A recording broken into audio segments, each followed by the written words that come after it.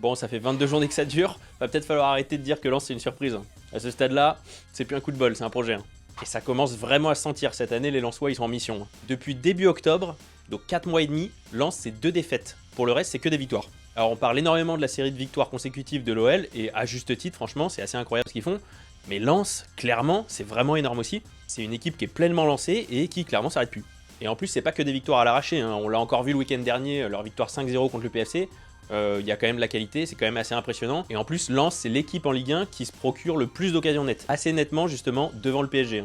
Pas une équipe dont la mayonnaise a pris par accident, hein. C'est un club qui progresse en partant d'une base structurelle solide. Et le vrai cœur du truc, bah c'est Pierre Sage évidemment, hein. Alors déjà ce qu'il a fait à Lyon, c'était ultra impressionnant, surtout en tant que supporter lyonnais. Remonter un club de la dernière place jusqu'à la Ligue Europa, c'était très costaud. Mais ce qu'il est en train de faire à Lens, là, ce qu'il est en train de construire, c'est encore plus fort je trouve. Parce que il en était à l'étape de la confirmation justement, et il fait bien plus que ça en plaçant le club bien au-dessus de ses objectifs de début de saison.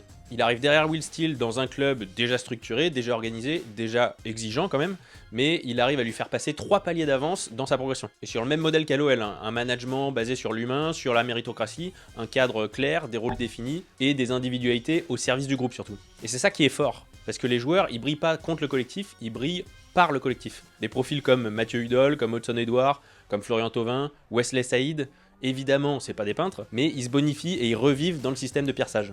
Et puis il y a aussi les révélations, hein, comme Gagnou, les recrutements malins comme Saint-Maximin. Bref, globalement, tout ça, c'est quand même bien construit. Hein. Il n'y a pas que Pierre Sage d'ailleurs comme explication du succès lensois. Hein. On pourrait longuement parler de la direction aussi, évidemment. Mais en tout cas, un Lens leader de Ligue 1 devant le Paris SG à ce stade de la saison et qui a pas l'air de s'essouffler, et je trouve que ce genre de dynamique-là, on l'a déjà vécu dans l'histoire du foot. Hein. Alors pas dans le style de jeu, pas dans les joueurs, mais plutôt dans la trajectoire, dans l'atmosphère, dans la construction de cette saison. Je trouve que ça ressemble par exemple complètement à un Montpellier 2012 où personne ne les attendait champions, ou à un Leicester en 2016 où personne n'y croyait non plus. Là, il y a des vrais points communs, il n'y a pas de star mondiale, pas d'armada financière, pas de pression historique, mais il y a un cadre clair, une identité qui est très forte, un projet parfaitement lisible, un entraîneur forcément respecté et une direction qui est parfaitement alignée avec tout ça. Et c'est exactement ce que Lens est en train de construire là. Ça commence à ressembler à une trajectoire.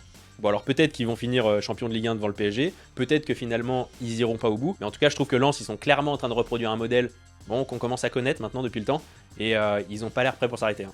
Bon et surtout pense à t'abonner pour bien te caler au coin du foot, ici on parle foot au quotidien.